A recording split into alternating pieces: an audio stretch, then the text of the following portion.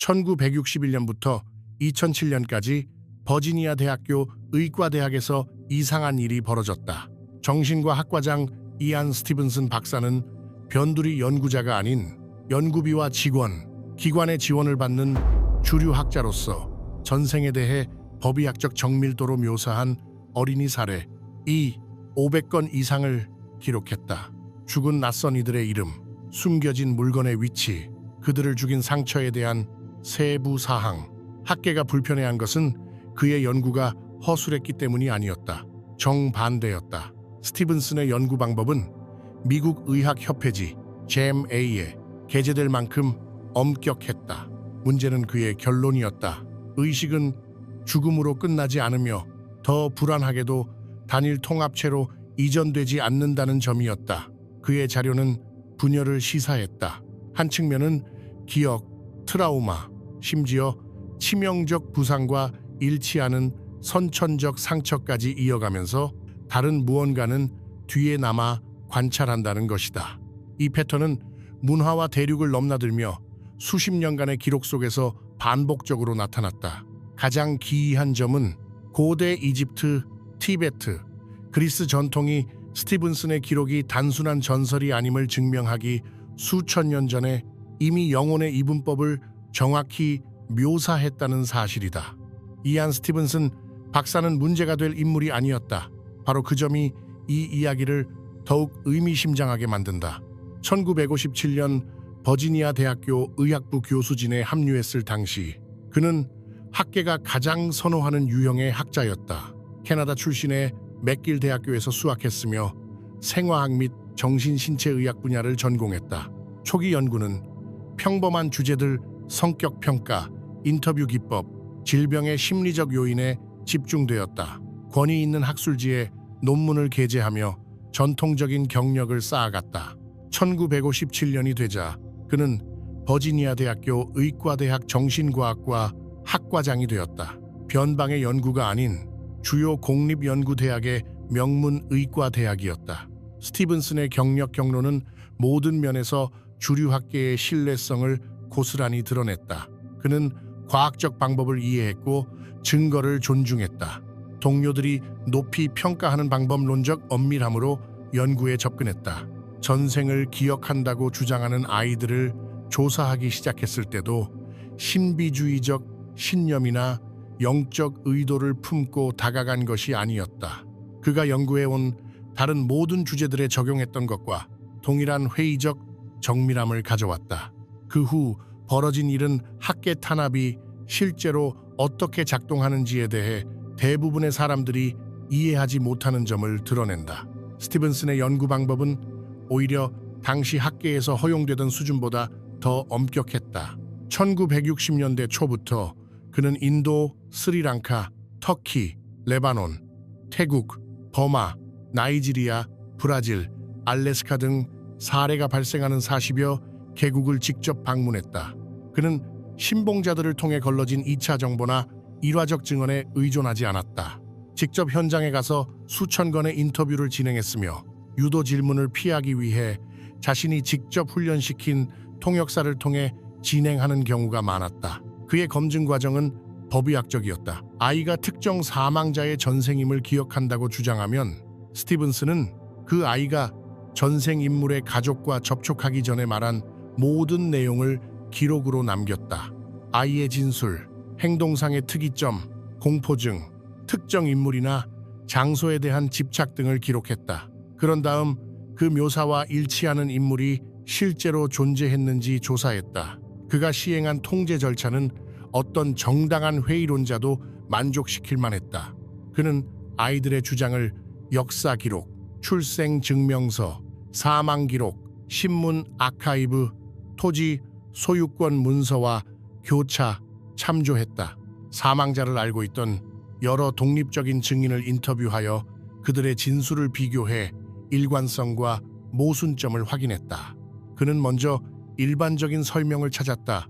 아이가 어른들의 대화를 우연히 들었을 가능성은? 가족들이 서로 알고 있었을까? 이 정보가 정상적인 경로로 전달될 수 있는 방법은? 수많은 사례에서 이러한 통상적인 설명들은 면밀한 검토 아래 무너져 내렸다. 레바논의 한 아이는 자신이 25년 전에 죽은 한 번도 가본 적 없는 마을의 남자였다고 묘사한다. 그는 그 남자의 이름, 아내의 이름, 집에 대한 세부 사항, 그가 어떻게 죽었는지에 대해 제공한다. 스티븐스는 독립적인 출처를 통해 모든 세부 사항을 확인한다. 두 가족은 만난 적이 없었다. 이 정보가 아이에게 전달될 수 있는 정상적인 경로는 상상할 수 없었다. 그러나 스티븐스는 구두 진술에만 그치지 않았다. 그는 신체적 증거, 즉 아이가 자신이 전생에 살았던 사람이라고 주장하는 사망자의 상처와 놀라울 정도로 정확히 일치하는 모반과 선천적 결함을 기록으로 남겼다. 선천적으로 손가락이 G형인 아이는 사고로 그 손가락을 잃은 사람이었다고 묘사했다. 스티븐스는 이전 인물의 부상이 정확히 일치한다는 것을 확인하는 의료 기록을 확보했다. 가슴에 큰 모반을 가진 아이는 그 부위에 총격을 당한 기억을 떠올렸다. 병원 기록에는 동일한 위치에 총탄이 관통한 상처가 기록되어 있었다. 그는 이러한 사례들을 체계적으로 출판했다. 그의 첫 주요 저서인 환생을 시사하는 20가지 사례는 1966년에 출간되었다. 이후 1970년대와 80년대에 걸쳐 더 많은 저서가 이어졌다. 그는 결국 3연권이 넘는 사례를 기록했으며 각 사례는 동일한 철저한 엄격함으로 조사되었다. 그의 2권짜리 저서 환생과 생물학은 사진, 의료 기록, 증인 진술, 상세한 분석으로 가득 찬 268페이지에 달했다. 여기서 이야기는 흥미로운 방향으로 흘러간다. 스티븐스는 동료 심사를 거치는 학술지인 신경 및 정신질환 저널, 미국 정신의학 저널에 논문을 게재했다. 그의 연구는 편집부의 승인 및 전문가 검토를 요구하는 매체에 실렸다. 일부 논문은 그 기준을 통과했다. 그의 연구는 심사 과정에서 사이비 과학으로 일축되지 않았다. 검토를 거쳤고 많은 경우 출판되었다. 그런데 이상한 일이 벌어졌다. 정확히 말하면 아무 일도 일어나지 않았다. 그의 연구는 적극적으로 반박되지 않았습니다. 비평가들은 공개 포럼에서 그의 방법론을 찢어밟히지 않았습니다. 그의 주장을 반증하려는 재현 연구의 물결도 없었습니다. 대신 침묵이 있었습니다. 특이하고 의미심장한 침묵이었습니다.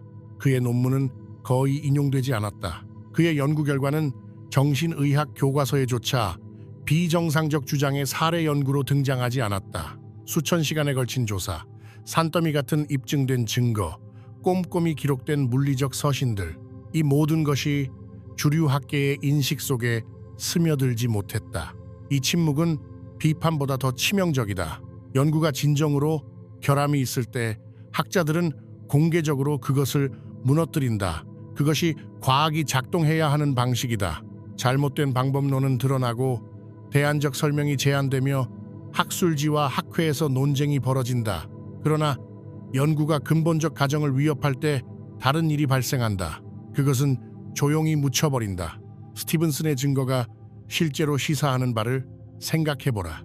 그의 사례 중 일부라도 진실이라면 아이들이 정상적인 방법으로 얻을 수 없는 정보를 실제로 소유하고 있었다면 그 함의는 엄청났다.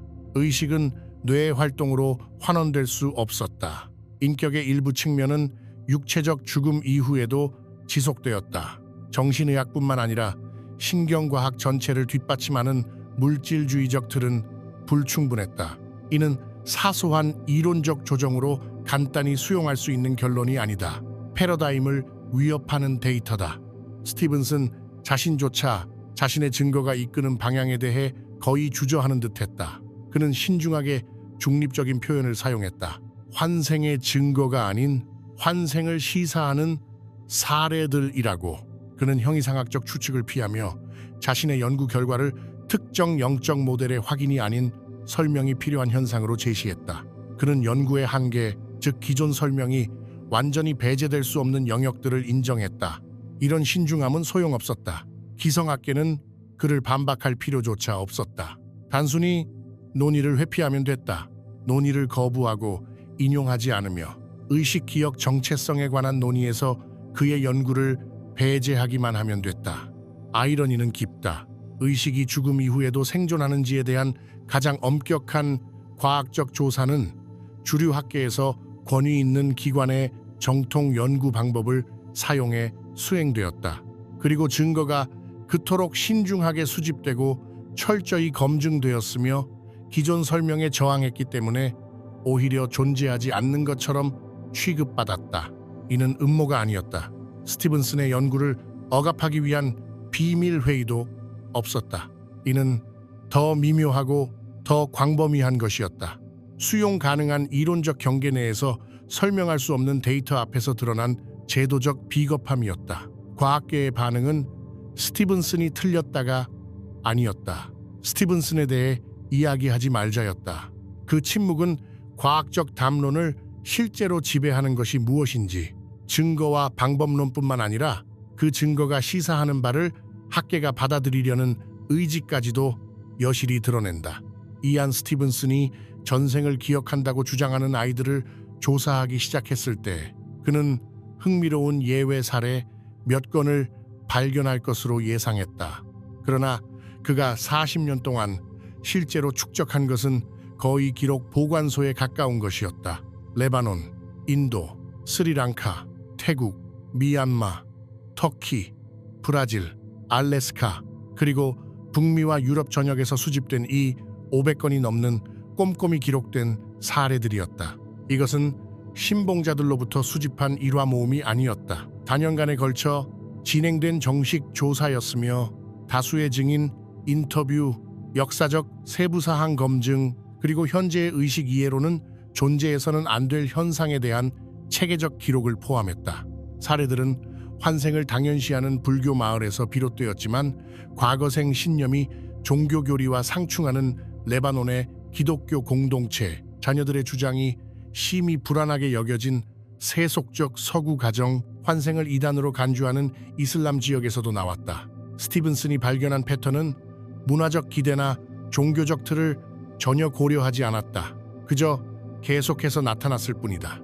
그가 처음 예상했던 것은 이랬다. 가족 이야기나 문화적 서사에 영향을 받은 생생한 상상력을 가진 아이들이 정상적인 심리적 메커니즘으로 설명될 수 있는 기억을 주장하는 경우, 아동기 환상, 허위 기억 형성 또는 아이가 잊힌 정보를 흡수했다가 나중에 개인적 기억으로 회상하는 크립토매니아 같은 것들, 유능한 정신과 의사라면 누구나 먼저 조사할 표준적인 설명들.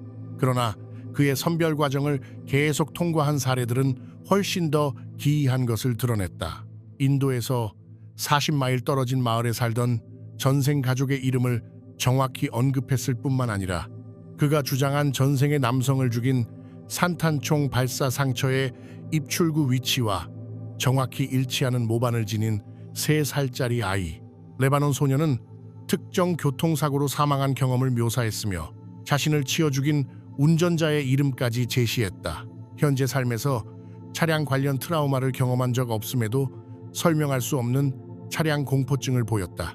태국 아이는 수십 년 전 살해된 여성이었다고 말했으며 가족을 당황하게 하는 여성적 행동을 보였고 사진 속 살인자를 지목했는데 그 남자는 아이가 묘사한 살인 사건으로 기소된 사실이 나중에 확인되었다. 스티븐슨은 형사수사관 못지않은 철저함으로 이 주장들을 조사했다. 그는 사망자의 생존 가족을 인터뷰했다. 아이가 정상적인 방법으로 알 수 없었던 장소, 이름, 사건들을 확인했다. 이전 생애의 상처와 일치하는 모반과 선천적 결함을 기록했다. 아이가 우연히 들은 대화, 책, 미디어 노출을 통해 정보를 접했을 가능성을 검증했다. 이러한 법의학적 접근을 통해 드러난 것은 매우 다른 사례와 문화 전반에 걸쳐 나타나는 일관된 구조적 패턴이었다. 아이들은 단순히 하나의 연속적인 기억 흐름을 묘사한 것이 아니었다. 그들은 주장된 전생 경험에서 비롯된 근본적으로 다른 두 가지 유형의 인식을 보고하고 있었다. 스티븐슨이 기록한 첫 번째 유형은 경험적 기억으로 우리가 경험자 자아라고 부를 수 있는 것입니다. 이는 자신이 그 사람이었던 것을 기억하는 측면이었습니다. 어떤 아이는 다른 사람으로 살았던 경험을 묘사하며 그 인물의 감정을 놀라울 정도로 생생하게 느끼고 특정 성격 특성을 그대로 이어받았다고 말했습니다. 스리랑카의 한 소녀는 자신이 죽은 승려였다고 주장하며 특별히 종교적이지 않은 가정에서 비범한 종교적 헌신을 보였습니다. 터키의 한 소녀는 아르메니아 여성이었던 기억을 떠올리며 터키인 가족에게 아르메니아인에 대한 애정과 터키인에 대한 경계심을 보였는데 그녀의 가족은 아르메니아와 아무런 연고가 없었습니다. 이 체험자 측면은 사진처럼 선명한 트라우마를 지니고 있었다. 아이들은 전생의 죽음에 대한 악몽에서 비명을 지르며 깨어났다. 그들은 자신이 주장하는 죽음의 방식과 직접 연결된 공포증을 보였습니다.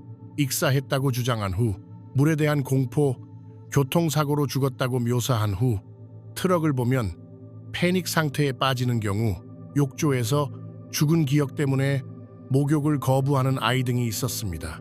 이는 막연한 어린 시절의 두려움이 아니었습니다. 구체적이고 즉각적이며 본능적인 반응이었으며 아이가 성장하고 전생 기억이 희미해지면서 종종 줄어들었습니다. 심리적 연속성은 때로 너무 뚜렷해 가족 간 갈등을 일으키기도 했다. 아이들은 생물학적 부모를 거부하며 자신의 진짜 가족이 다른 곳에 산다고 주장하기도 했다. 나이에 맞지 않는 기술이나 지식을 보여주기도 했는데 예를 들어 버마 출신 아이가 현재 가족도 이름을 모르는 항공기 모델을 식별할 수 있었던 것은 자신이 주장한 전생의 파일럿 신분과 일치했다. 또 다른 인격체에서 통째로 가져온 듯한 기질적 특성도 나타났다. 온화한 가정에서 태어난 아이가 설명할 수 없는 폭력적 성향을 보였는데 이는 전생 인물에 기록된 행동과 일치했다. 그러나 스티븐슨의 연구는 여기서 표준적인 환생 신념으로는 설명할 수 없는 무언가를 발견했습니다. 같은 아이들이 완전히 다른 관점에서의 기억도 보고했는데 그는 이를 관찰적 기억으로 분류하기 시작했다. 이 관찰자, 자아는 죽음을 트라우마로 경험하지 않았다. 그저 지켜보기만 했다. 레바논의 한 아이는 자동차 사고로 죽는 경험을 묘사하며 두 가지 뚜렷한 기억 순서를 이야기했다. 사고 순간 내부에서 느낀 공포와 고통, 그리고 그 직후 혹은 동시에 위에서 사고 현장을 내려다보며 자신의 시신이 길에 누워있는 모습과 사람들이 모여드는 장면을 관찰하고 높은 시점에서만 볼 수 있는 세부 사항들을 확인하는 기억이었다. 첫 번째 기억은 감정적이고 육체적이며 트라우마적이었다. 두 번째 기억은 차분하고 객관적이며 거의 임상적일 정도로 선명했다. 이러한 관찰적 시각은 죽음의 순간을 넘어 확장되었다. 아이들은 자신의 장례식을 지켜보는 경험을 묘사했다. 특정 친척들이 울고 있는 모습, 누가 참석했고 누가 참석하지 않았는지를 관찰했으며 이 정보들은 후에 정확함이 확인되었다. 그들은 생과 생 사이의 의식 상태에서 태어나기 전 미래의 부모를 관찰한 시기를 회상했으며 때로는 새로운 육체에 들어가는 결정이나 과정을 묘사하기도 했다. 한 사례에서는 아이가 임신 중인 미래 어머니 방에 있던 독특한 의자를 정확히 묘사했는데 이는 정상적인 정보 경로로는 알 수 없는 세부 사항이었다. 이 패턴이 과학적으로 설득력 있는 이유는 극소수의 극적인 사례에서 나타났기 때문이 아니다. 체계적으로 나타났기 때문이다. 인도에서 칼에 찔리는 고통과 그 후유증을 외부에서 지켜보는 경험을 동시에 보고한 아이, 태국 소년이 익사하는 공포와 자신의 시신이 하류로 떠내려가는 모습을 관찰한 경험을 동시에 묘사한 사례. 브라질 소녀는 자신을 죽게 한 출산, 합병증의 고통과 이후 이상한 감정적 거리감을 느끼며 슬퍼하는 전 남편을 지켜본 기억을 동시에 떠올렸다.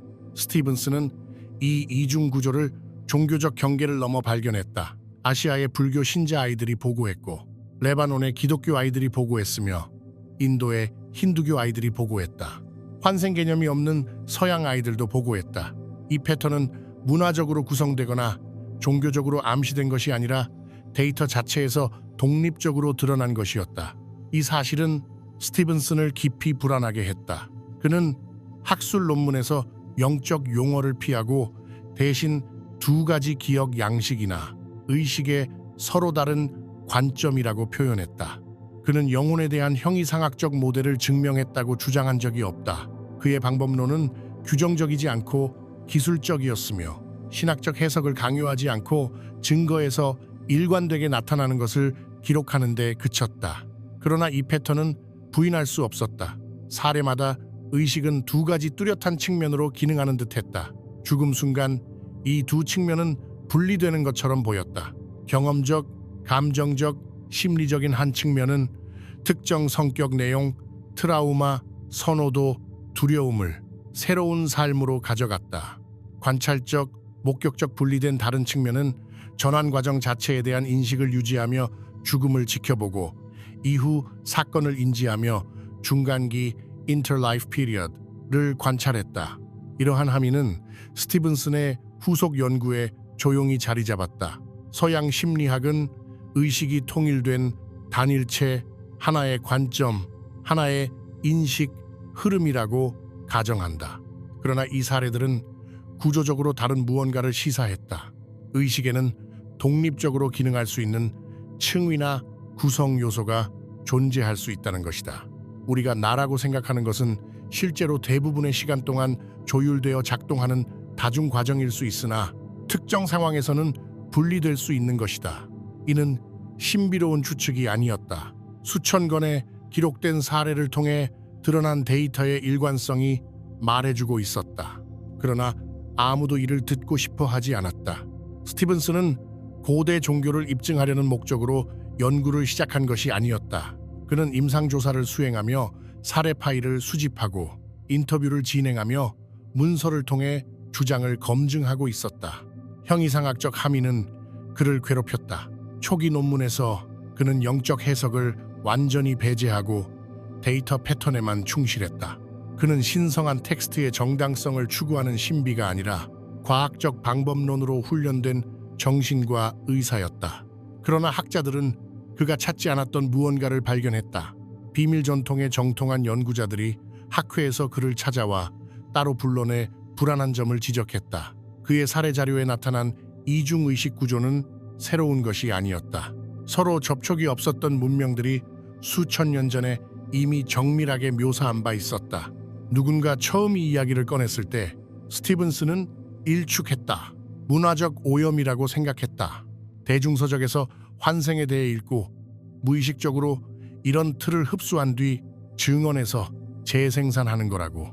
그러나 그는 동양 철학이나 고대 이집트 문헌에 전혀 노출된 적 없는 시골 지역 사례들을 마주했다. 그를 읽기도 전에 분열을 묘사하는 아이들, 환생을 이단으로 여기는 근본주의 기독교 배경의 성인들이 똑같은 패턴을 보고하는 경우도 있었다. 일치하는 사례는 계속해서 나타났다. 그리고 그 정확도는 무시하기 어려웠다. 고대 이집트의 영혼 모델을 보자. 그들은 우리가 의식이라 부르는 것을 가리키는 단일한 단어가 없었다. 여러 구성 요소가 있었고 그중 두 가지가 핵심으로 두드러졌다. 카, K, A와 바, B, A. 카케이는 생명력, 성격과 기억, 개인적 정체성을 지닌 생명 본질로 이해되었다. 그것은 당신을 독특한 당신으로 만드는 부분, 당신의 심리적 서명, 감정 패턴, 생애의 연속성이었다. 이집트 사후, 세계 문헌에서 칸은 심판을 받는 측면이었고 생애에 축적된 경험을 지니며 무덤 안에서 양식과 보살핌이 필요한 존재였다. 생전에는 육체와 밀접하게 연결되어 있었고 사후에는 취약해졌다. 익숙하게 들리시나요? 이는 스티븐슨의 경험자, 자아, experiencer, self 개념과 거의 정확히 일치합니다. 환생하는 의식으로 한 생에서 다음 생으로 태어날 때부터 지닌 점, 공포증, 성격 특성, 특정 기억을 지니고 이동합니다. 하지만 바비에이가 있습니다. 상형 문자에서 바는 인간 머리를 가진 새로 묘사되는데 그 상징이 무엇을 나타내는지 이해하면 완벽하게 이해가 됩니다. 바는 자유롭게 이동할 수 있는 의식의 측면으로 육체에 얽매이지 않고 외부에서 관찰하며 생자와 사자의 세계를 오갈 수 있었습니다. 고대 문헌에 따르면 죽음 이후 바는 미라화된 육체를 지키며 살아있는 자들을 관찰하고 카가 궁극적인 환생을 위해 변형을 겪는 동안 의식을 유지했습니다. 바는 같은 방식으로 육화하지 않았다. 그것은 목격했다. 관찰했다. 카가 경험하는 급격한 불연 속성 속에서도 의식의 연속성을 유지했다. 스티븐슨의 연구 대상자들이 묘사한 것이 바로 이것이다. 몸 밖에서 죽음을 지켜보는 관찰자, 자아, 경험자, 자아가 죽음의 트라우마와 환생의 혼란을 겪는 동안 의식을 유지하는 존재. 동쪽으로 티베트로 가면 이집트 사제들과 접촉이 없었음에도 거의 동일한 구조를 묘사하는 또 다른 체계를 발견한다. 티베트 불교에서는 남셰, 남시와 리그파, 릭파 사이에 중요한 구분이 있다. 남셰는 평범한 의식, 즉 기억과 습관, 심리적 조건화, 업의 흔적을 운반하는 정신의 흐름이다. 경험을 축적하고 패턴을 발전시키며 상처를 전이시키는 의식이다. 이것이 환생하는 측면으로 전생에서 해결되지 않은 공포와 미완의 과제를 가져온다. 티베트 가르침은 명백합니다. 남셰는 생애 사이의 연속성을 만드는 동시에 축적된 심리적 내용을 놓지 못해 고통의 순환에 갇히게 하는 원인이 됩니다. 그리고 릭파, 순수한 깨달음이 있습니다. 동일시하지 않고 목격하는 의식, 업을 쌓지 않고 관찰하는 의식, 태어나지 않았기에 죽지도 않는 의식입니다. 릭파는 자신의 생각이 생겨나고 사라지는 것을 지켜볼 수 있는 깨달음, 죽음에 따른 육체의 소멸을 완전한 명료함으로 관찰할 수 있는 깨달음, 생과 생 사이의 전환을 통해 존재감을 유지하는 깨달음으로 묘사됩니다. 스티븐슨이 태어나기 수세기 전에 쓰인 티베트 사자에서는 죽음의 순간에 일어나는 일을 세밀하게 묘사한다. 육체에서 분리된 의식이 외부에서 해체 과정을 지켜보고 슬퍼하는 가족들을 관찰하며 점점 더 추상적인 상태를 통해 깨어남을 유지하는 모습이다. 이 텍스트는 죽어가는 이에게 명백히 지시한다. 증인의식인 리그파를 인식하고 남셰의 혼란과 두려움에 동일시하지 말라고. 이는 모호한 시가 아니다. 스티븐슨의 연구 대상자들이 정확히 보고한 내용을 체계적으로 기술한 것이다. 혼란스러워하며 죽어가는 것과 동일시하는 하나의 의식, 그리고 전체 과정을 초연하게 지켜보는 또 다른 의식. 그 다음으로 알렉산드리아에서 그리스, 이집트 융합으로 탄생한 밀교적 가르침인 헤르메스 전통이 있다. 헤르메스 문헌은 푸시케, 사이키와 노우스를 구분한다. 푸시케는 환생을 겪으며 생사의 순환을 경험하고 육화를 통해 경험을 축적하며 고통받고 배우는 영혼이다. 노우스는 순수한 지성 또는 의식, 관찰하지만 완전히 육화하지 않는 신성한 불꽃으로 푸시케가 물질 속으로 내려가는 동안 근원과의 연결을 유지한다. 이 패턴은 반복된다. 심리적 내용을 지닌 채 완전히 육화하는 한 측면, 관찰적 거리를 유지하는 또 다른 측면. 고대 그리스 철학에서도 플라톤과 신플라톤주의자들은 유사한 틀을 제시했다. 불멸의 의식 측면은 필멸의 심리적 인격과 엄격히 구분되었다. 그들은 단일 영혼을 논한 것이 아니다. 가장 높은 차원이 육화의 드라마를 관조하면서도 완전히 포획되지 않는 층위적 구조를 묘사한 것이다.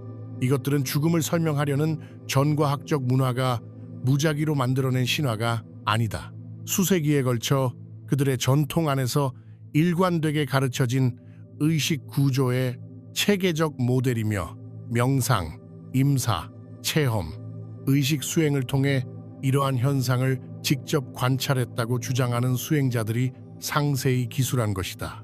그리고 그들은 모두 동일한 것을 묘사했다. 한 측면은 심리적 내용을 지니고 환생하는 한편, 다른 측면은 생애를 초월하여 관찰적 인식을 유지하는 이중 구성 요소 체계였다.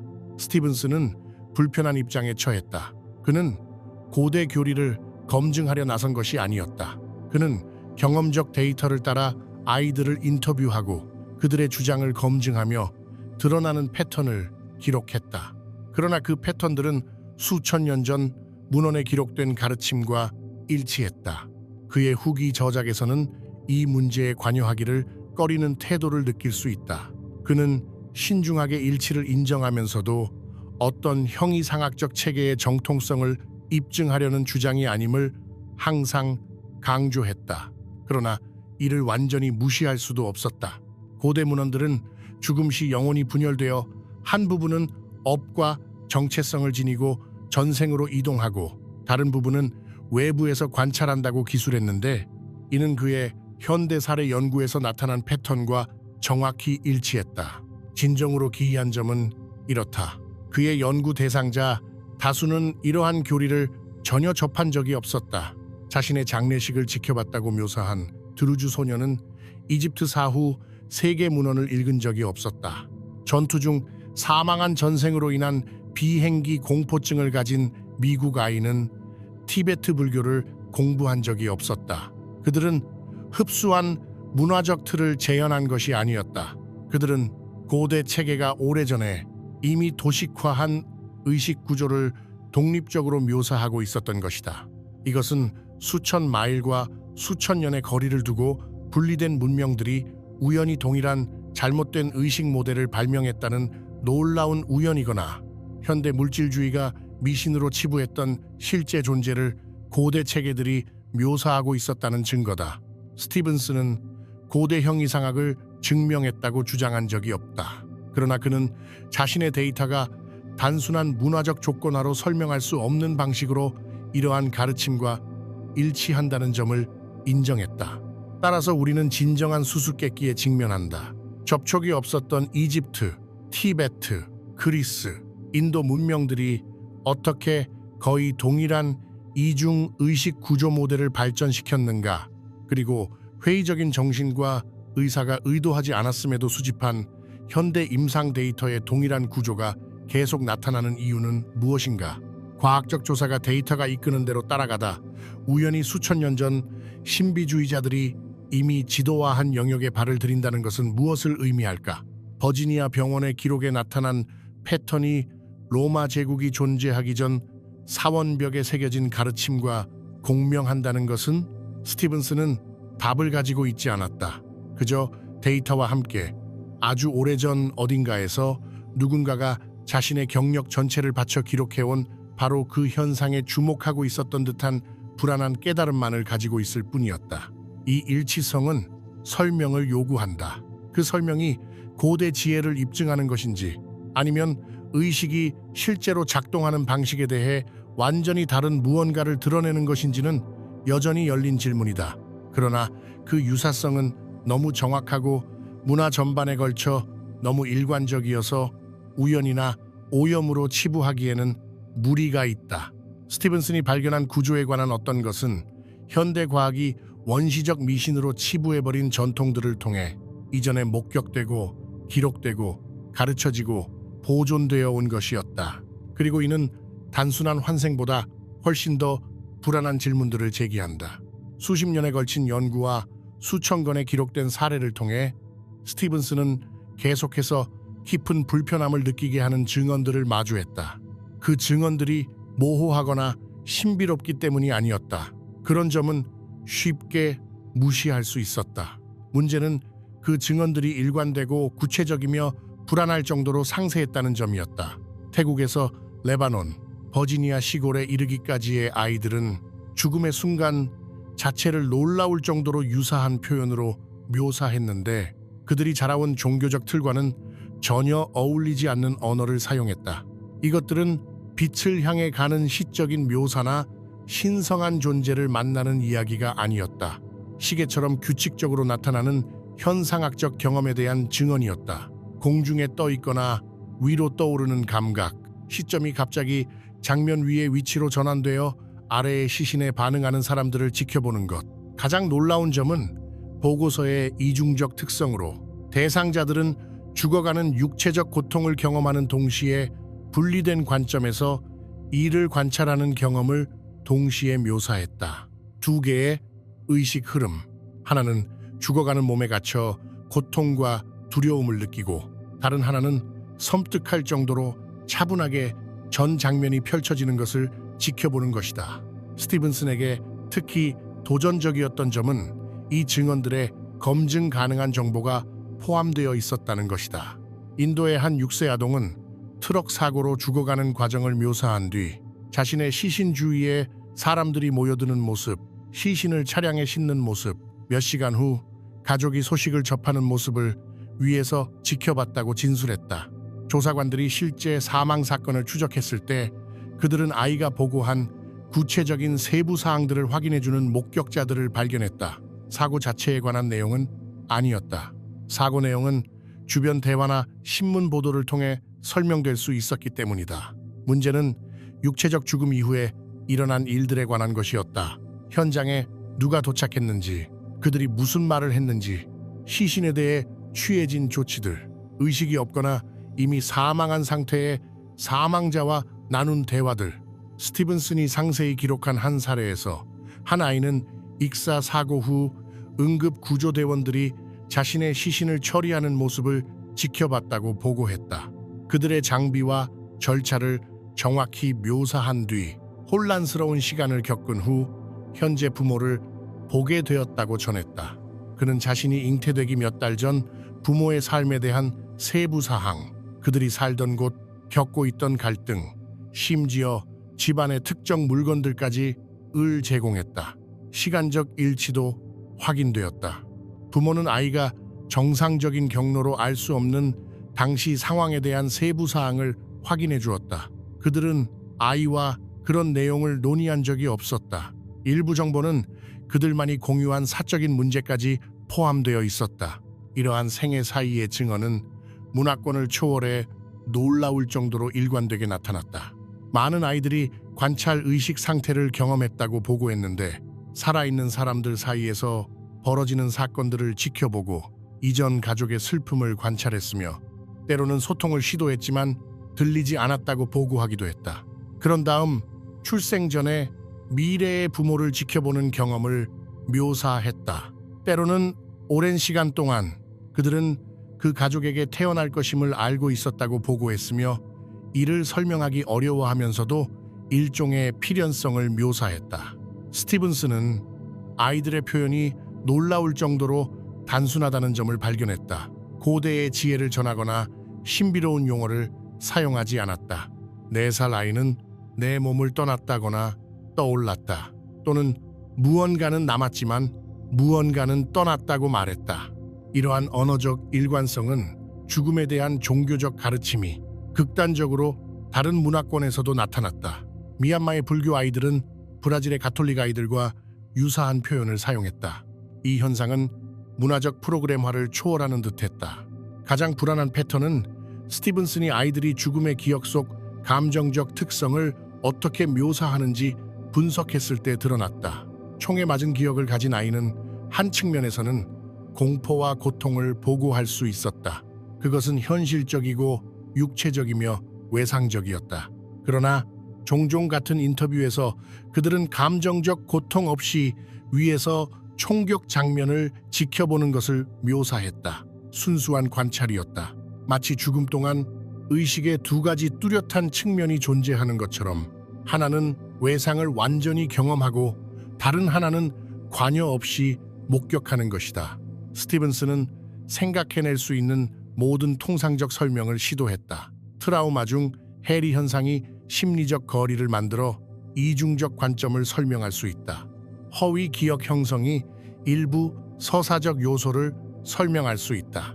죽음과 사후 세계에 대한 문화적 기대가 아이들이 단편적 기억을 해석하는 방식을 형성할 수 있다. 그는 학술 논문에서 이러한 대안적 설명들을 광범위하게 기술하며 각각을 데이터와 대조해 검증했다. 그러나 이 설명들은 계속해서 실패했다. 해리 상태는 트라우마를 겪은 사람이 목격하지 않은 사건에 대한 정확한 정보를 생성하지 않는다. 의식 잃은 상태에서 응급구조대원이 자신에 대해 무슨 말을 했는지 해리 상태로 알 수는 없다. 허위 기억은 신체적 죽음 이후 발생한 물리적 장소, 사물, 대화와 같은 검증 가능한 세부 사항을 포함하지 않는다. 스티븐슨이 종교 전통을 초월해 사례를 비교했을 때 문화적 조건화 설명은 무너졌다. 힌두교 아이들은 힌두 우주론에 따른 환생을 묘사하지 않았다. 기독교 아이들은 기독교 사후 세계 시나리오를 보고하지 않았다. 아이가 노출된 종교적 틀과 무관하게 현상학적 특징은 놀라울 정도로 유사했다. 이후 일부가 공개된 그의 사적 서신에서 스티븐슨은 물질주의와 가장 조화시키기 어려웠던 점을 인정했다. 데이터는 의식이 신체적 죽음과 동시에 적어도 즉각적으로 소멸하지 않음을 시사했다. 또한 의식은 통합된 상태로 남아있지도 않았다. 무언가가 분리된다.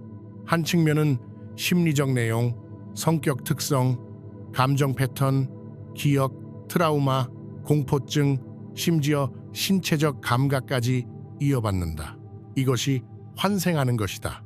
그러나 다른 측면은 순수한 인식, 관찰, 죽음에 대한 증인 역할을 하며 생과 생 사이에서 존재하고 어떻게든 다음 환생에 들어가기 전에 그것을 인지하는 기묘한 초연함의 명료함을 유지한다.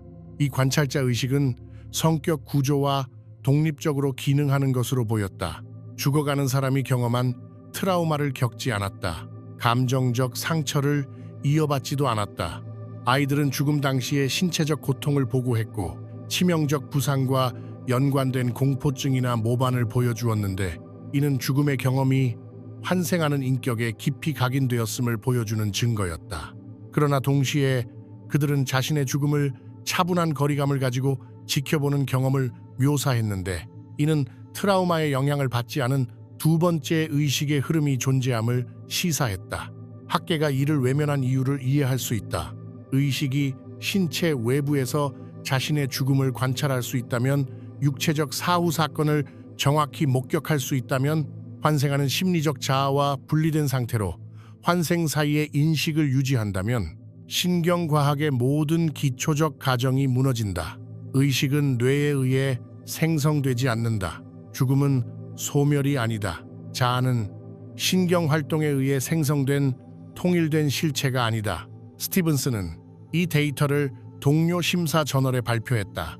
그는 의료기록, 부검보고서, 증인 인터뷰, 지리적 검증으로 이를 입증했다. 그는 사례를 너무 철저히 구축했기에 이를 무시하려면 다른 어떤 연구 분야에서도 받아들여질 증거 기준 자체를 부정해야 했다. 그는 수십 년에 걸쳐 대륙을 넘나드는 수천 건의 사례에서 증언을 검증했다. 학계의 반응은 그의 방법론을 비판하거나 증거를 반박하는 것이 아니었다. 외면하는 것이었다. 이 연구가 단순히 존재하지 않는 것처럼 행동하는 것이었다. 결함이 있어서가 아니었다.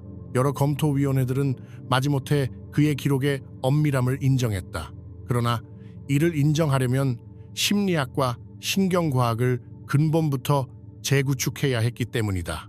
그것은 의식이 물질주의 과학이 설명할 수 있는 틀을 전혀 갖추지 못한 원리에 따라 작동한다는 것을 인정하는 것을 의미했다.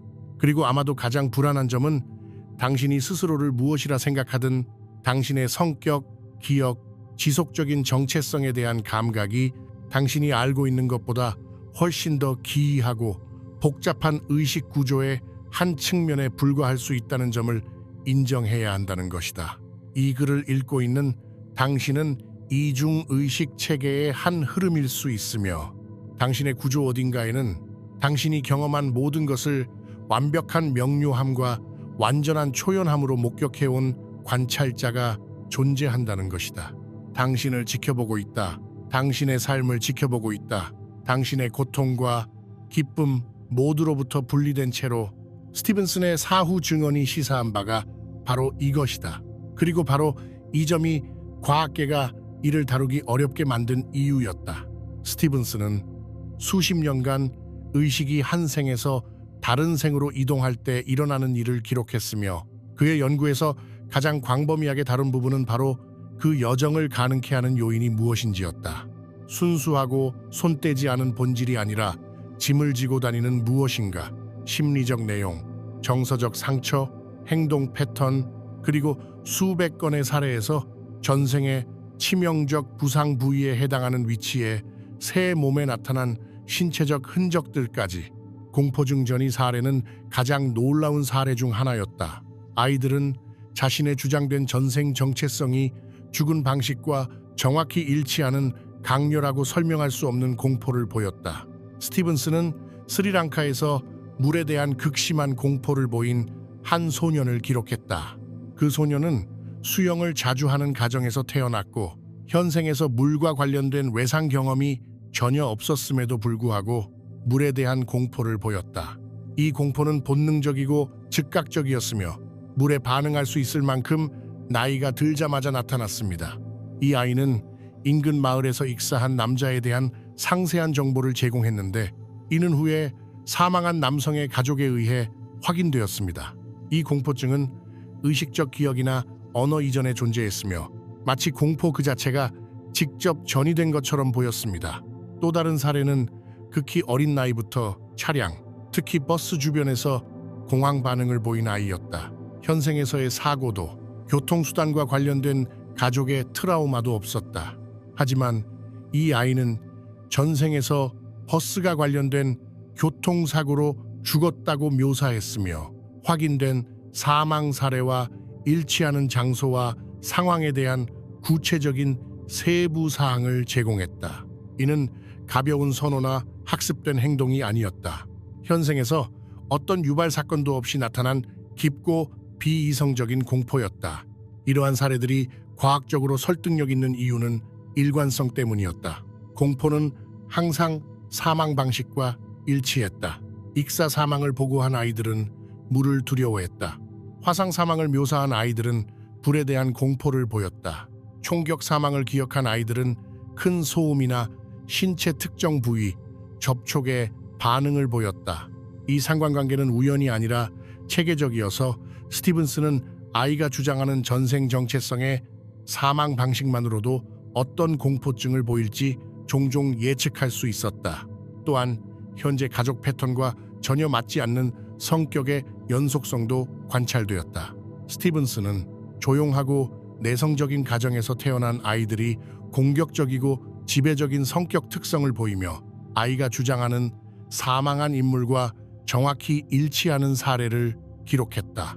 미묘한 경향이 아니라 현저한 성격 차이로 현재 가족의 양육 방식과 가정 환경에도 불구하고 지속되었다.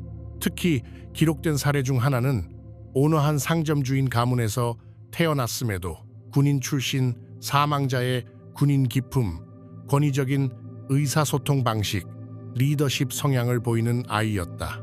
이러한 기질적 패턴은 현재 환경에서 배운 것이 아니라 마치 심리적 구조 자체가 전이된 것처럼 선천적으로 나타난 것처럼 보였다. 어떤 아이들은 가르침 없이도 특정한 기술을 보여주었다.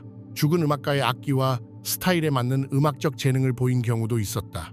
아이가 접해본 적 없는 언어로 단어나 구절을 말했는데 그 언어가 전생의 정체성이 가진 모국어와 일치하는 경우도 있었다. 이는 속임수나 연출된 연기가 아니라 현생에서는 출처를 찾을 수 없는 지식이 자발적으로 표현된 것이었다. 그러나 물리적 증거는 스티븐슨의 연구를 대부분의 과학자들이 고려하기를 거부하는 영역으로 밀어붙였다. 그는 아이들이 주장된 전생의 치명적 상처와 일치하는 모반이나 선천적 결함을 지닌 200건 이상의 사례를 기록했다. 그 정확성이 바로 무시하기 어렵게 만든 이유였다. 이는 모호한 상관관계가 아니라 완벽한 일치였다. 스티븐슨은 치명상 위치와 성격을 기록한 부검보고서, 사망증명서, 의료기록을 입수했다. 그런 다음 아이들의 해당 모반을 촬영했다. 총탄의 입출구 상처는 몸 반대편 모반 위치와 일치했다. 화상 패턴은 화재 사망 보고와 부합했다. 수술 흉터는 사망자가 수술을 받은 부위에 나타났다. 한 사례에서는 가슴의 원형 상처, 모양의 모반과 등의 더 크고 불규칙한 모반을 지닌 아이가 태어났는데 이는 소총에 맞아 사망한 남성의 부검 기록에 기재된 총탄의 입출구 위치와 정확히 일치했다. 아이는 누구도 사진이나 상처 위치를 알려주기 전에 자신이 그 남자였으며 어떻게 죽었는지에 대한 세부 사항을 제공했다. 또 다른 아이는 목에 선형 모반이 있었는데 이는 자신이 과거에 그 인물이었다고 주장한 사람의 치명적인 칼 상처 위치와 일치했다. 의료 기록은 상처 위치를 확인해 주었다. 이 모반은 출생 시 나타났으며 이전 인격에 대한 확인이나 암시 또는 심리적 영향이 가능하기 전이었다. 이는 통계적 잡음이 아니었다. 스티븐스는 기록된 치명적 상처 부위와 일치하는 위치의 모반이 우연히 나타날 확률을 분석한 결과 그 가능성은 천문학적으로 낮다는 것을 발견했다. 이 패턴은 우연이나 사기 이상의 설명을 요구했다. 이 데이터에서 드러나는 사실은 불편하다. 환생하는 자아는 백지 상태로 새 몸에 들어가는 것이 아니다. 그것은 신체 발달에 어떤 식으로든 영향을 미치는 내용을 지니고 있다. 심리적 상처, 정서적 조건화, 트라우마의 흔적, 그리고 살갗의 자국을 남기는 정보들. 고대 밀교 전통에서는 이를 아스트랄체 또는 미묘한 몸이라 불렀는데 이는 삶의 경험에 의해 형성되고 그 형성을 앞으로 이어가는 의식의 층위이다. 스티븐스는 보다 중립적인 표현을 사용해 이를 연속성을 보여주는 인격의 심리적 측면이라 칭했지만 그가 묘사한 현상은 동일하다. 취약하고 경험의 흔적을 지니며 각 환생마다 새롭게 시작하지 않는 의식의 한 측면이다. 이것이 치료해주는 함의는 심오하다. 만약 이 환생하는 자아가 생애를 넘어 상처를 지니고 간다면 일부 공포증, 불안, 심리적 패턴은 현재 생애 경험에서 비롯된 것이 전혀 아닐 수 있다. 현생의 원인만을 다루는 치료는 증상은 치료할 수 있으나 실제 트라우마의 근원을 놓칠 수 있다. 스티븐스는 아이들의 설명할 수 없는 공포증이나 행동 문제가 과거생 기억을 처리한 후 해결된 사례를 기록했는데 이는 증상이 현재 경험이 아닌 옮겨온 트라우마에 뿌리를 두고 있음을 시사한다. 아이가 주장한 전생의 익사 기억을 이야기하고 감정적으로 처리한 후 사라진 물공포증 사례가 대표적이다. 현재 생애 노출 치료가 아닌 옮겨온 상처를 인정하고 통합함으로써 이루어진 치유였다. 불편한 진실은 이렇습니다. 상처받고 경험하는 이 자아야말로 우리 대부분이 나라고 인식하는 존재입니다. 감정과 기억을 지니고 느끼는 인격체, 심리적 실체의 측면이죠. 스티븐슨의 자료에 따르면 이 자아는 영원하고 불변하지 않습니다. 경험에 의해 형성되고 조건부이며 잠재적으로 여러 생애에 걸쳐 상처와 왜곡을 지니고 다닙니다. 이것이 바로 환생하는 자아다. 순수한 관찰 의식이 아니라 미결된 과제를 여전히 지닌 심리적 실체다. 고통받고 손상되며 해결되지 않은 내용을 새로운 삶으로 가져와 해결이나 치유를 추구하는 측면이다. 일부 아이들은 과거의 정체성을 기억했을 뿐만 아니라 그로부터 이어지는 심리적 패턴, 해결되지 않은 관계, 미완의 목표, 새로운 시작이라기보다 연속처럼 느껴지는 지속적인 성격 특성을 보여주는 듯했다. 기록된 사례에서 아이들은 이전 가족을 찾아가며 전생에서 중단된 지점에서 이어지는 듯한 정서적 유대감과 관계 역학을 드러냈다. 고대 교리의 평행선은 정확히 일치한다. 밀교 전통은 환생하는 영혼이 업뼈, 조건화, 심리적 각인을 전생으로 가져간다고 가르쳤는데 이는 스티븐슨이 경험적으로 관찰한 것과 정확히 일치한다. 이는 의식의 영원하고 신성한 측면이 아니었다. 이는 축적된 패턴과 상처를 여전히 처리 중인 일시적이고 심리적인 자아였다. 전통적 가르침은 이 상처받은 자아를 치유하여 더 높은 의식과 재결합하는 과정을 정화와 해탈이라 불렀다. 스티븐슨은 그런 용어를 사용하지 않았지만 그의 데이터는 동일한 구조를 드러냈다. 경험으로 표시된 의식의 한 측면이 손상을 지니고 전생으로 이어지며 여러 생애에 걸쳐 치유나 해결과 같은 것이 필요하다는 것이다. 의식이 생애를 넘어 상처를 운반한다면 치유는 다중 생애에 걸친 노력이 되며 우리의 현재 심리적 갈등은 현대 치료 체계가 인정하는 것보다 훨씬 더 깊은 뿌리를 가질 수 있다.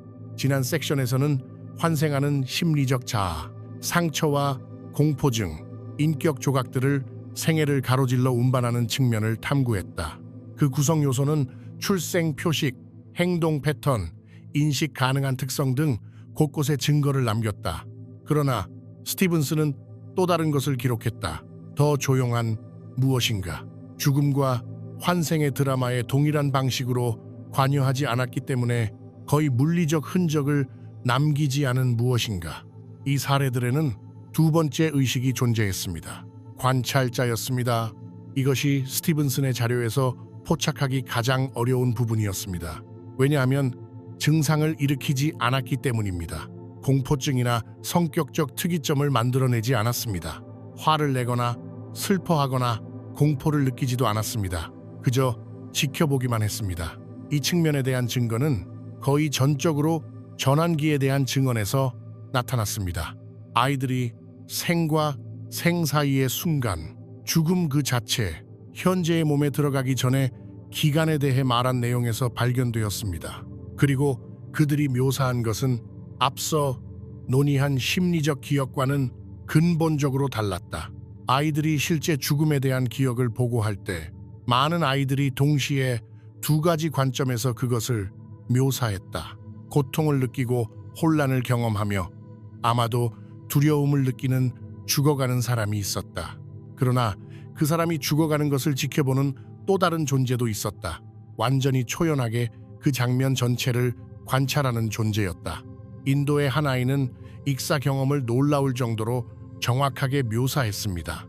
저는 물속에 있었고 숨을 쉴 수 없어서 무서웠어요. 하지만 동시에 강 위에서 제가 익사하는 모습을 지켜보고 있었어요. 제 몸이 물속으로 가라앉는 게 보였어요. 그곳에서는 더 이상 무섭지 않았어요. 그냥 무슨 일이 벌어지는지 지켜보고 있었을 뿐이에요.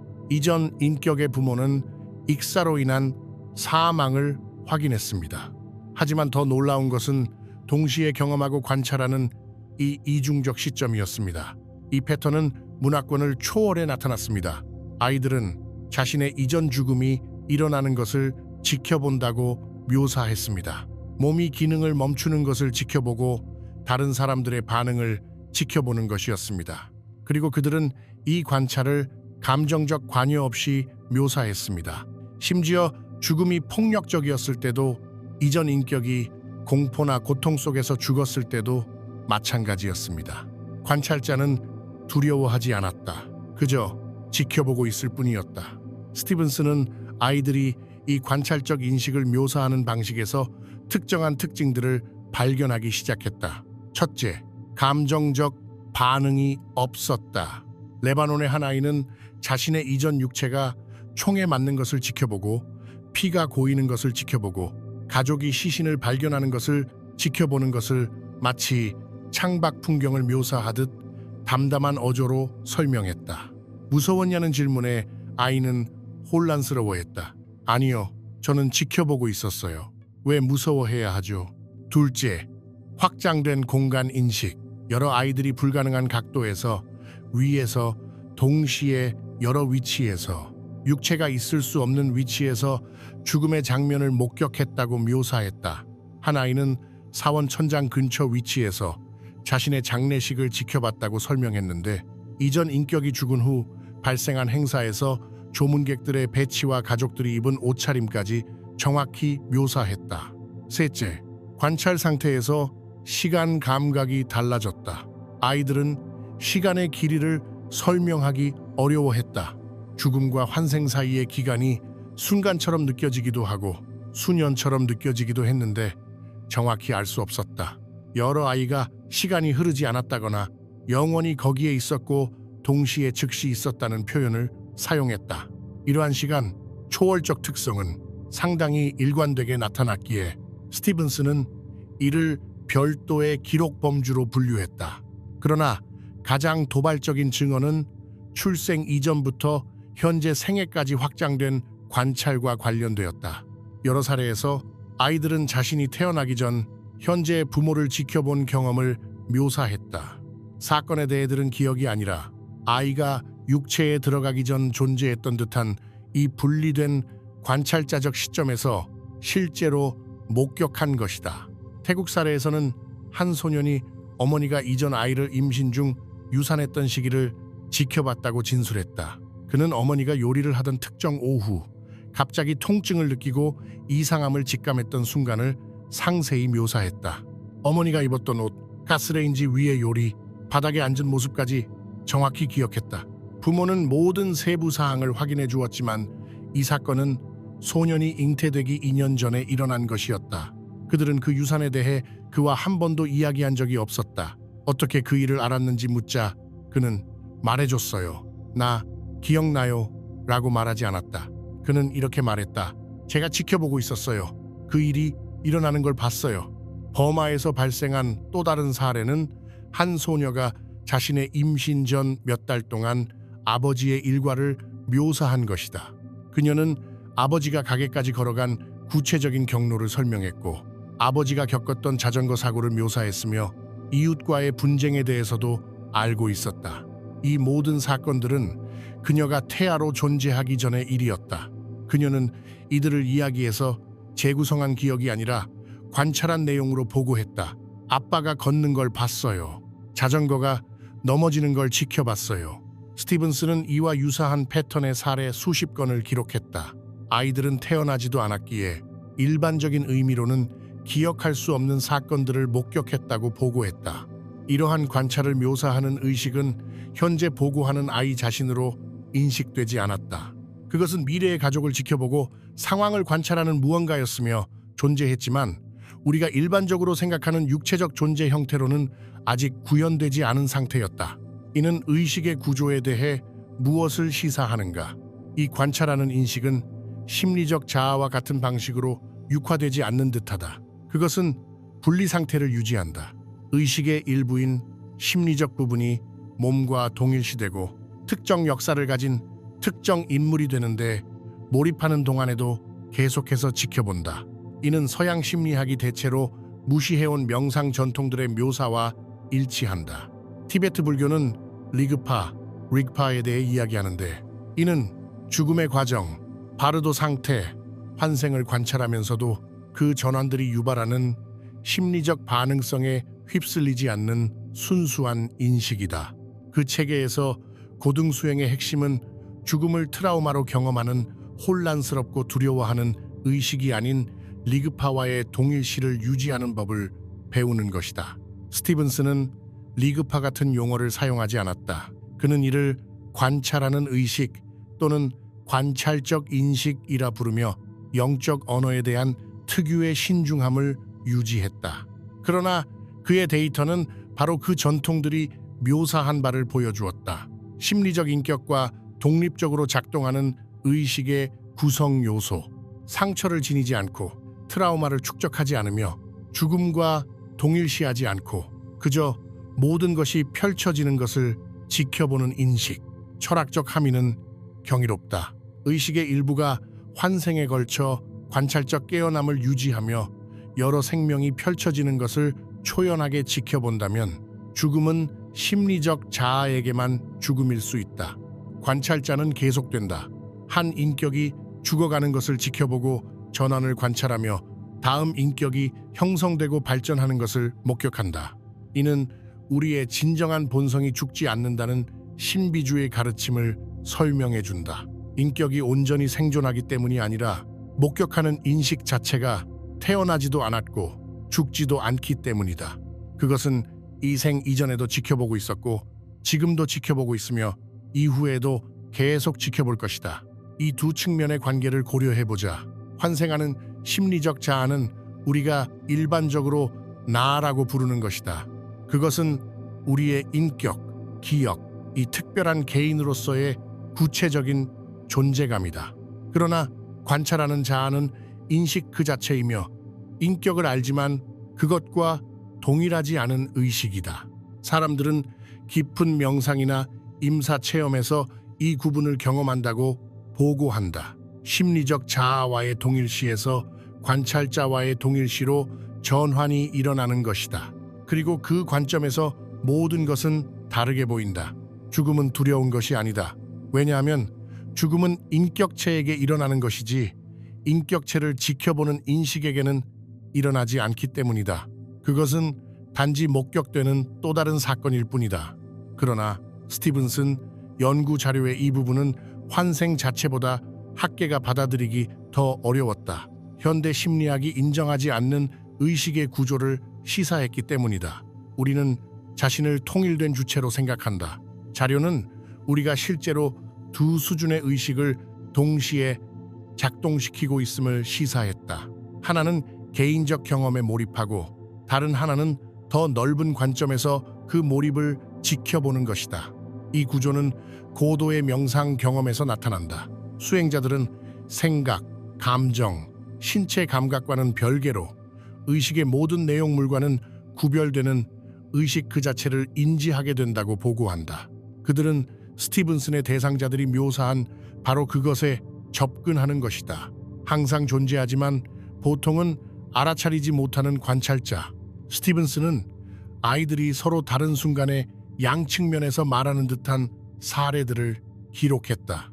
때로는 감정적 몰입과 개인적 동일시를 동반한 전생 기억을 재탄생한 심리적 자아로서 말하기도 했다. 다른 때는 동일한 사건을 관찰자적 의식으로서 냉정하게 묘사하기도 했다. 이러한 전환은 양측면이 동시에 존재하며 접근 가능함을 시사하지만 대다수는 심리적 자아와만 동일시하며 관찰자의 존재를 인식하지 못한다. 이는 스티븐슨 연구에서 가장 심오한 발견이 바로 이것일 수 있음을 의미한다. 당신은 완전한 초연함의 위치에서 삶의 모든 순간을 지켜본 의식의 측면을 지니고 있다. 지금도 지켜보고 있다. 당신이 태어나는 것을 지켜보았다. 데이터가 정확하다면 당신이 죽는 것도 지켜볼 것이며 그 다음에 오는 무엇이든 계속 관찰할 것이다. 고대의 명상수행법은 심리적 자아에 대한 동일시를 이 관찰하는 의식으로 전환하기 위해 고안되었다. 그리고 스티븐슨의 데이터는 우연히도 그러한 전환이 단순한 은유적 관점 변화가 아니라 의식 내 실제 구조적 분열을 반영한다는 경험적 증거를 제공했다. 아이들이 생과 생 사이에서 묘사한 관찰자는 다른 곳에 있지 않습니다. 바로 여기에 있습니다. 지금 이 글을 읽고 있는 인식 그 자체입니다.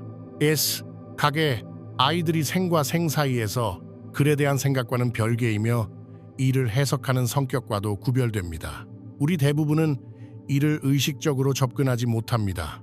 그러나 스티븐슨이 가장 신중하게 기록한 사례들에 따르면 이는 생을 넘어 지속되는 우리 안의 일부로 우리가 우리 자신이라 여기는 모든 것을 시간의 흐름을 초월한 초연함의 위치에서 지켜보는 존재입니다. 40년이 지난 후 수천 건의 사례를 거쳐 이곳, 태국, 레바논, 인도, 터키, 브라질, 알래스카 등 서로 소통한 적 없는 문화권, 공통점이 전혀 없는 종교권에서 자라난 아이들을 기록한 끝에 드러난 사실은 이랬다. 그들의 아이들은 모두 동일한 의식 구조를 묘사했다. 스티븐슨의 연구는 사라지지 않는 패턴을 드러냈다. 의식은 단일하고 통일된 실체로 기능하지 않는다.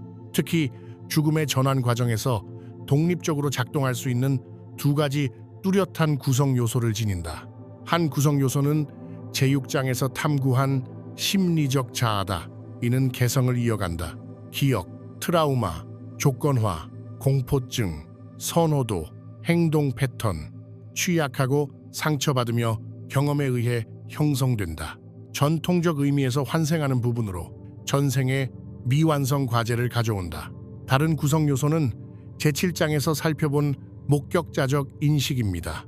이는 생애를 초월해 관찰적 의식을 유지하며 심리적 손상을 축적하지 않은 채 초연한 시각에서 지켜봅니다. 육체의 죽음을 목격하고 전환기를 관찰하며 새로운 환생을 시작하는 모습을 지켜봅니다. 그러나 이 인식은 성격과 완전히 융합하지 않습니다. 부분적으로 분리된 상태로 남아 동일시하기보다 목격자로서 존재합니다. 이것은 스티븐슨이 처음부터 세운 이론이 아니었다. 그는 어린이들의 전생 기억 주장을 조사하기 시작했다. 뇌사 후에도 기억이 지속될 수 있는지 기록하려 했던 것이다. 그러나 데이터는 그를 훨씬 더 기이한 방향으로 이끌었다. 의식 자체가 두 층으로 구조화되어 있으며 그 구조는 의식이 육체에서 분리되는 바로 그 순간에 관찰 가능해진다는 것이다. 이 발견이 현대 과학적 세계관에 왜 위협적인지 이해해야 한다. 유물론적 신경과학은 의식이 뇌 활동에 의해 생성된다고 가정한다. 의식의 신경적 상관관계, 정보 통합, 복잡계에서 발생하는 신흥 특성, 아름다운 이론들이다. 그러나 모두 하나의 근본적 가정에 기반한다. 뇌가 죽으면 의식은 멈춘다. 이야기는 여기서 종결된다. 그러나 스티븐슨은 육체적 죽음 이후에도 의식이 지속된다는 사실을 기록했습니다. 이전 인격의 육체가 기능을 멈춘 후 발생한 사건들을 묘사하는 아이들, 자신의 장례식을 관찰하는 것, 가족들의 반응을 지켜보는 것, 죽음과 다음 생 사이의 기간 동안 의식을 유지하는 것, 의식이 뇌에 의해 생성된다면 이는 불가능해야 합니다. 심리학적 모델은 자아가 통일된 주체라고 가정한다. 하나의 경험자, 지각하고 사고하고 느끼고 결정하는 하나의 나. 그러나 데이터는 서로 다른 특성과 연속성 패턴을 가진 두 가지 뚜렷한 측면을 보여주었다. 심리적 내용을 경험하는 한 측면, 한 걸음 떨어져서 그 경험을 관찰하는 또 다른 측면, 동시에 작동하는 두 수준의 의식. 환생 연구는 변두리 유사과학으로 여겨졌다. 검토 없이 무시해도 될 대상으로. 그러나 여기 명문 의과대학의 주류 학자가 법의학적 수준의 조사를 수행하며 기존 설명으로는 무시할 수 없는 증거를 제시했다. 아이들은 알 수 없는 사실을 알고 있었다. 그들의 공포증은 이전 죽음의 방식과 일치했다. 그들의 모반은 부검 기록과 맞아떨어졌다. 검증을 무시하기엔 너무 확고했기에 대신 단순히 논의조차 되지 않았다.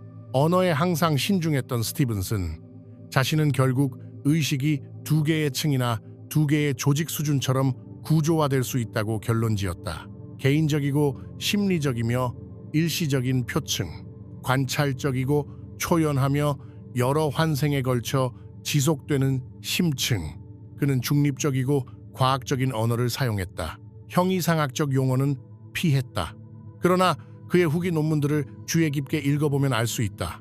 그는 수천 년 동안 밀교 전통이 가르쳐온 바로 그 구조를 묘사하고 있었다. 시간적인 영혼과 영원한 정신, 경험하는 자아와 목격하는 자아, 인격과 인식. 이집트 신비학파는 죽음에 따라 분리되는 의식의 두 측면인 카, K-A와 바, P-A와에 대해 가르쳤다. 카는 생명력, 즉 인격이었다. 바베이는 영원한 영혼, 관찰하는 의식이었다. 티베트 불교는 업의 흔적을 전하는 마음의 흐름인 남쉐, 남시와 경험에 의해 오염되지 않은 순수한 인식인 리그파, 릭파를 구분했다. 헤르메스 철학은 환생에 의해 형성된 개인적 영혼인 푸시키, 사이키와 모든 환생을 관찰하는 신성한 지성인 누스누스를 설명했다. 이것들은 원시적 미신이 아니었다.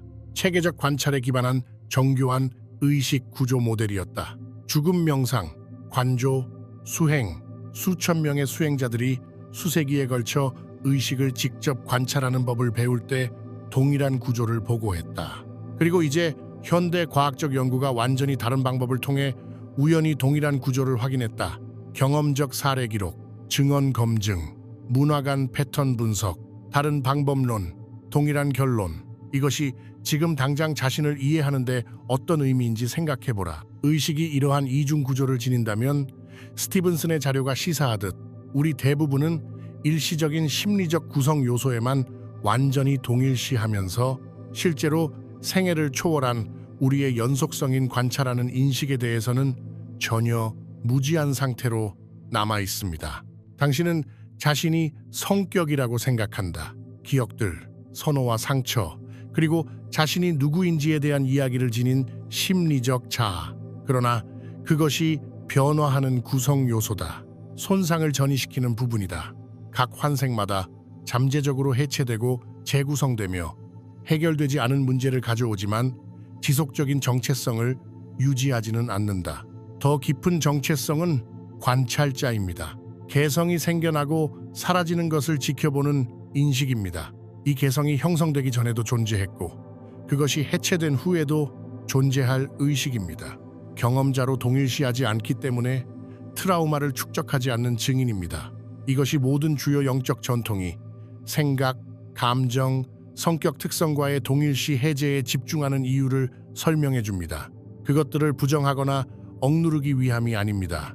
모든 심리적 내용보다 먼저 존재하는 관찰자로 의식을 전환하기 위함입니다. 자신을 성격 그 자체가 아닌 성격이 나타나는 의식 그 자체로 인식하기 위함입니다. 스티븐스는 이것이 병리적 해리가 아니라고 거듭 강조했다. 의식의 분열이나 트라우마로 인한 파편화가 아니었다.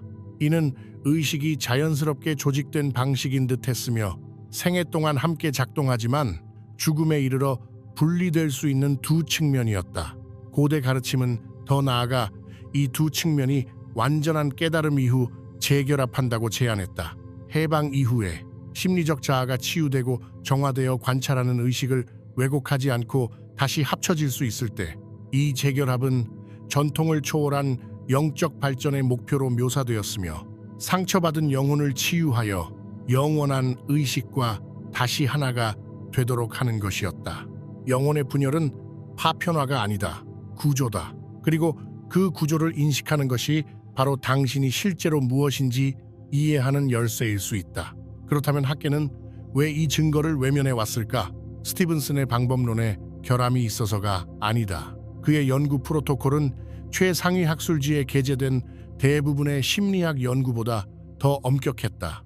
다수의 독립적 증인, 문화관 검증, 모반이나 의료 기록 같은 물리적 증거의 문서와 이는 기존 신경과학 실험실에서 수행되는 대다수의 의식 연구보다 더 우수한 과학이었다. 데이터가 취약해서도 아니다.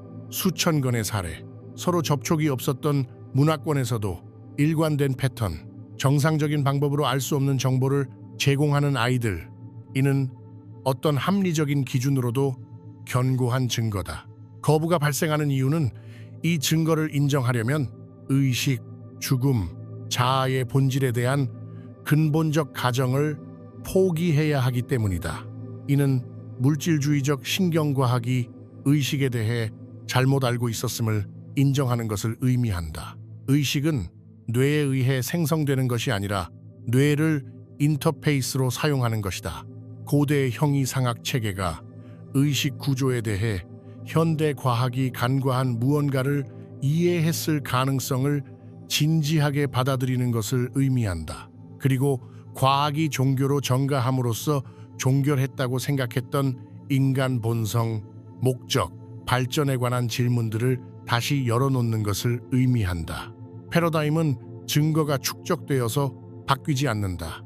기존 패러다임에 매몰된 사람들이 은퇴하고 죽어갈 때, 그리고 새로운 세대가 경력 위협 없이 증거를 바라볼 때 비로소 변화한다. 이안 스티븐슨 박사는 고대 형이상학을 증명하려 한 적이 없다. 그는 어린이들의 전생 기억 주장에 대한 임상적 조사를 진행 중이었다. 그는 뇌사 후에도 기억이 지속될 수 있는지 알고 싶었다. 그는 교리를 확인하는 것이 아니라 데이터를 따르고 있었다. 그러나 데이터는 우리의 의도나 세계관을 신경 쓰지 않는다. 그의 데이터는 수많은 사례를 통해 의식이 이중 구조를 지닌 것으로 보인다는 사실을 드러냈다. 이 구조는 죽음과 함께 분리된다. 한 측면은 환생하는 반면 다른 측면은 생애를 초월한 관찰적 연속성을 유지한다. 고대 문헌이 묘사한 것과 동일한 패턴이었다. 명상 전통이 직접 관찰을 통해 도출한 것과 동일한 구조였다. 신비가들이 깊은 명상 속에서 자신의 인식 안에서 관찰자와 관찰 대상 사이를 구분하는 법을 배울 때 경험했다고 보고한 것과 동일한 의식 분할이었다. 과학은 우연히 형이상학의 영역에 발을 들였다. 그러나 증거를 따르기보다는 기성학계는 침묵을 선택했다. 음모론이 아니다. 더 교활한 것. 패러다임에 도전하는 증거를 단순히 외면하기로 한 집단적 결정이다. 그의 논문은 여전히 출판되어 있다. 그의 책은 구할 수 있다. 사례들은 기록되어 있다. 누구나 증거를 검토할 수 있다. 거의 아무도 그러지 않는다. 고대 문명은 영혼이 두 측면을 지닌다고 가르쳤다. 하나는 경험하는 측면이고 다른 하나는 목격하는 측면이다. 현대 과학은 이를 신비주의적 추측으로 일축했다. 그러다 한 과학자가 40년 동안 이를 경험적으로 기록했고 과학은 그를 배척했다. 연구는 존재한다. 증거는 출판되었다. 패턴은 부인할 수 없다. 이제 여러분은 학계가 수십 년간 존재하지 않는 척해온 사실을 알게 되었습니다. 여러분의 의식은 여러분이 생각하는 것과 다르며 죽음은 여러분이 들은 것과 다릅니다. 문제는 이것이 사실인지 아닌지가 아니다. 문제는 당신이 자신에 대해 알고 있다고 생각했던 모든 것에 대한 의미를 직시할 용기가 있는지 여부다. 이 영상이 공감을 불러일으켰다면 이해했습니다 라고 댓글로 알려주세요.